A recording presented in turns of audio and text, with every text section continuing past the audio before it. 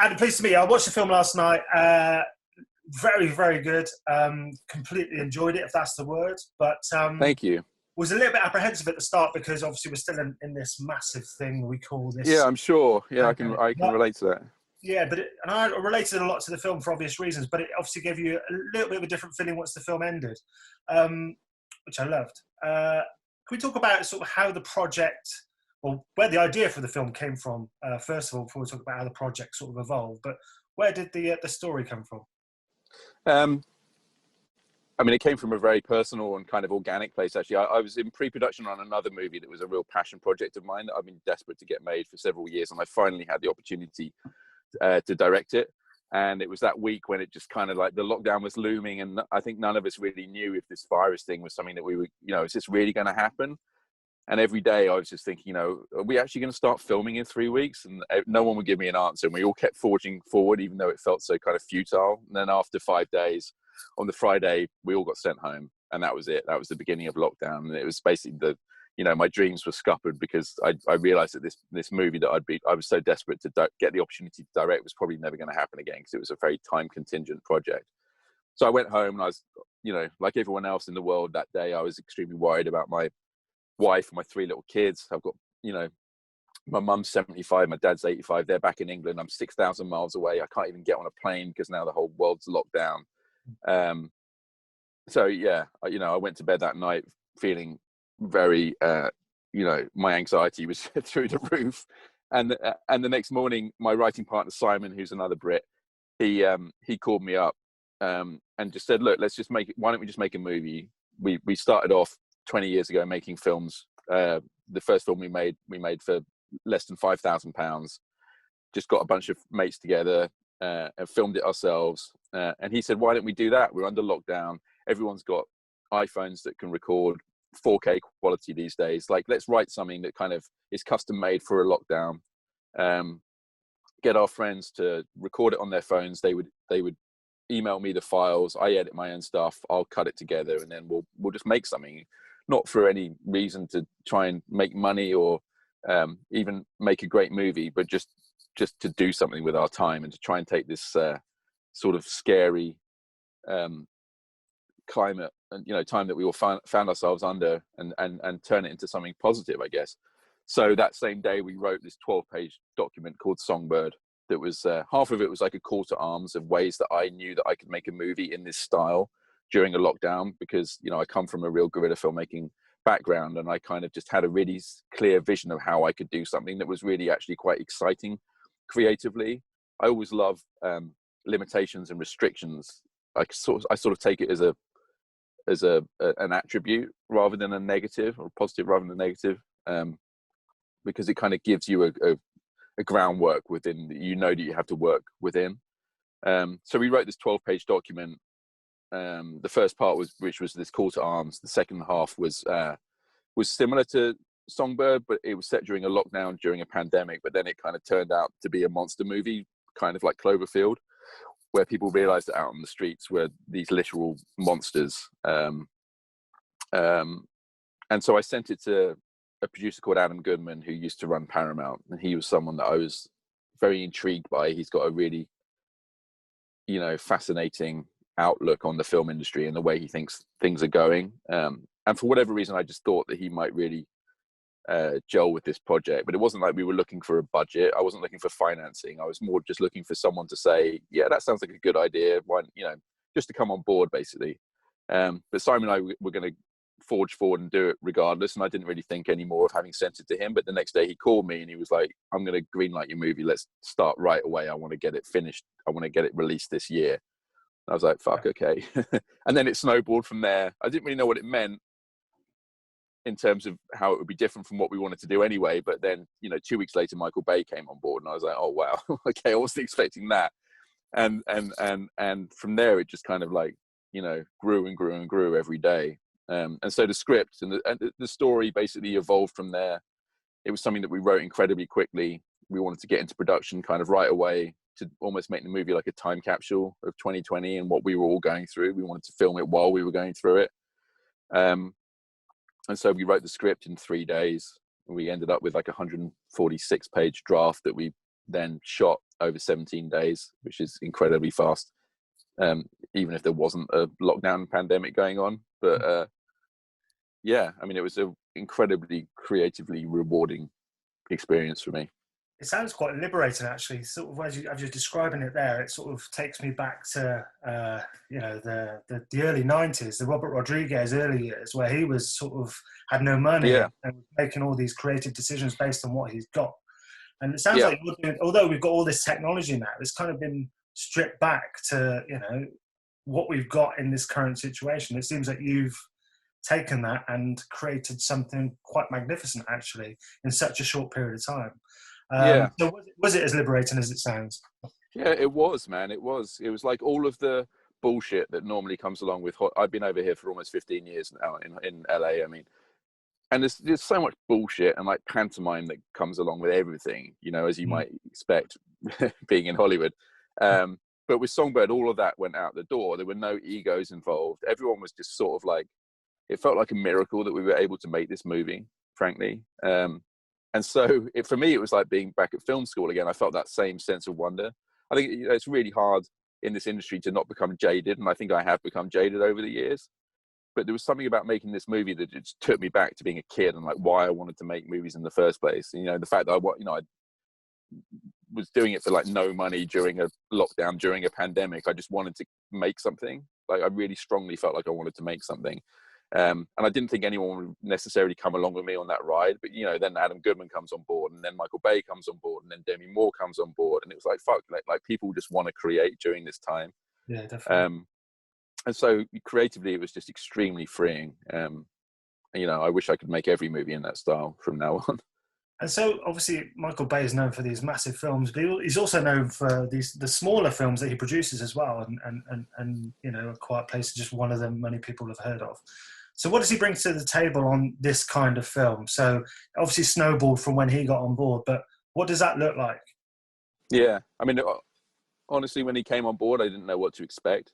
But he was just an amazing mentor to me, really. Like he really took me under his wing and taught me so much. He taught me more in the 5 months we worked together than I'd learned in 20 years. Like it was quite amazing, really. And I came to realize really quickly that there's no one I've ever met on this earth who loves film more than Michael Bay. Like he just lives for film. His whole life is film.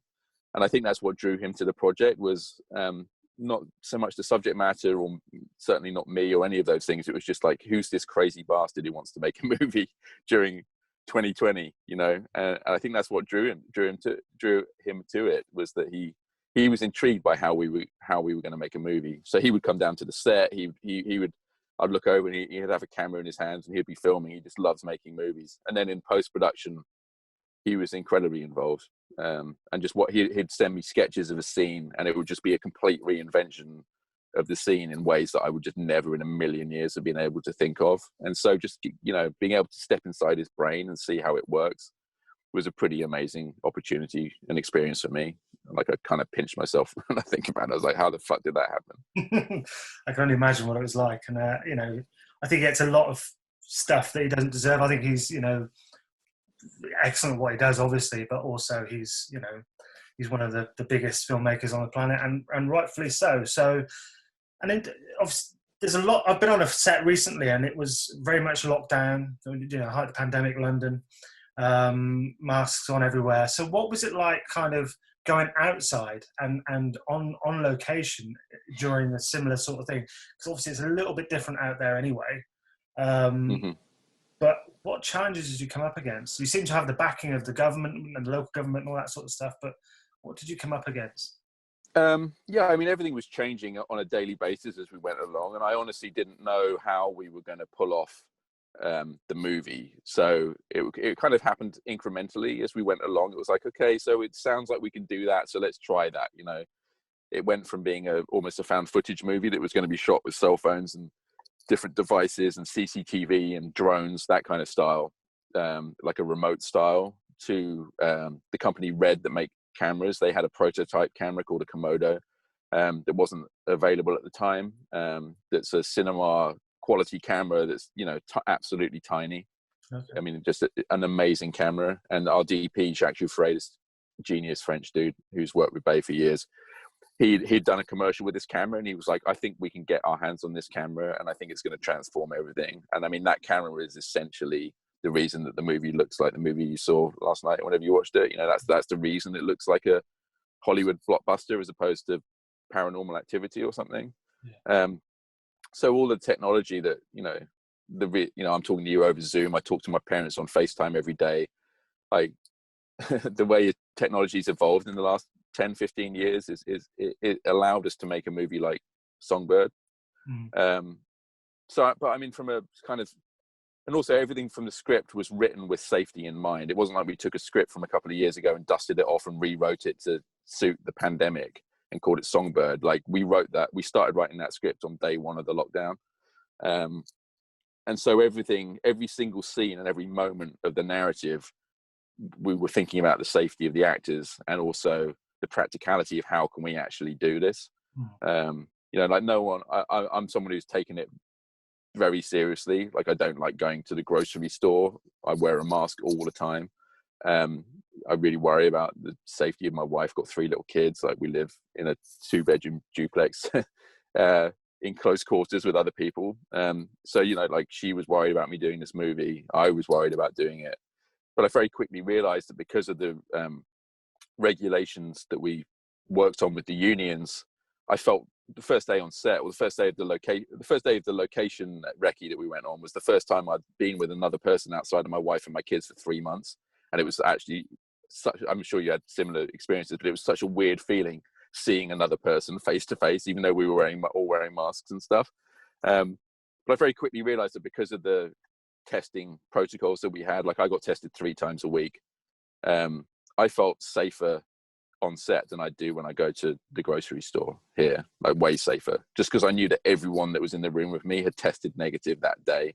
Any person who came on the set, an actor or whatever, if they were new, they had to get tested and they had to test negative. Yeah. So it was, you know, I felt really safe throughout the production. And like I said, creatively, it was an extremely freeing situation because it just dispelled with all of the bullshit that normally goes with making a movie.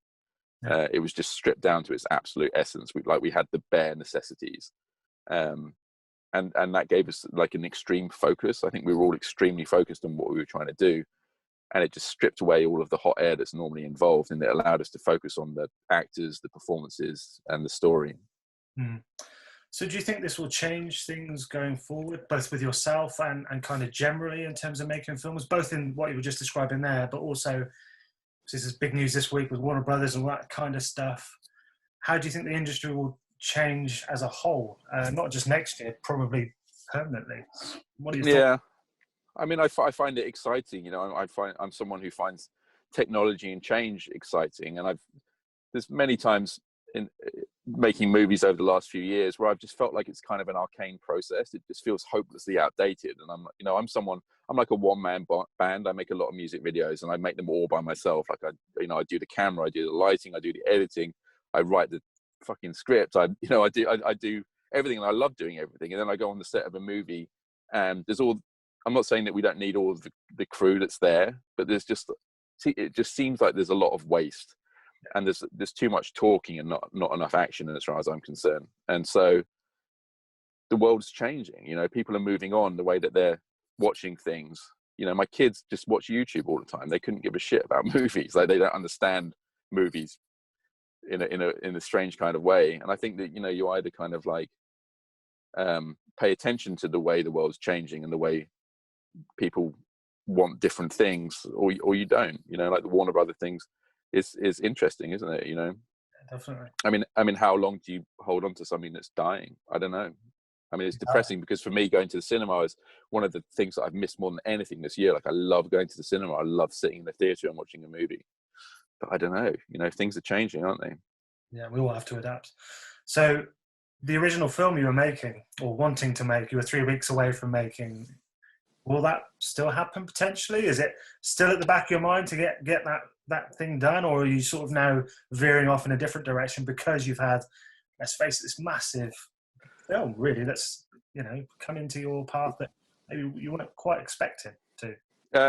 Yeah, I mean, that movie ended up getting made with a different director a couple of months ago, and I ultimately couldn't do it because of Songbird, which was fine. You know, it's just a script that I really believed in and felt very passionately about, and I would have loved to have gotten the opportunity to make. But Songbird came out of the blue. You know, like I never anticipated it. It wasn't something that I spent years and years thinking about and just, you know, daydreaming how I would make it given the opportunity. It just happened so fast. Like I said, we wrote the script in 3 days, and the next thing I know, I'm on set with Demi Moore making it, and now I finished it 2 weeks ago or whatever it was, and I'm just kind of like literally the entire every day since the lockdown I've just been working on Songbird. But because it happened so fast, it was just such a whirlwind of an experience. Yeah. And now here I am on the other side of it. Like, I'm really fascinated talking to you because you're one of the very few people who's actually seen it. Like, you know, I've started doing a bit of press in the last few days. You know, and I'm just really happy people have responded well to it. But in terms of what I want to do moving forward, like I said, like, it just came out of the blue. So I didn't know, I didn't anticipate it. It's not like I planned it. But it's the kind of movie that I've always dreamt of having the opportunity to make.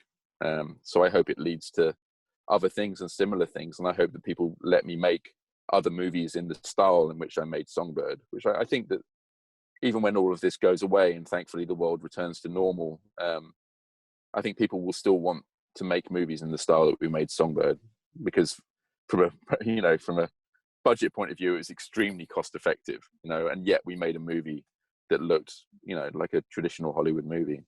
Yeah, absolutely. It's a great film. I really, really enjoyed it. And, you know, oh, thank you, man. But apart from any of that, it's such an achievement to make something like that and get it done in such a short space of time. So, thanks, man. There's a really cool little making of that I cut that I should, if you get my email off these guys, then I'll send it to you to check out. It's really interesting. Yeah. I find all that stuff really interesting. And thanks for taking the time to speak to me. I really, really. Oh, of course, man. Absolute pleasure. Likewise. Really good to meet you, man. You too. And good luck with the film.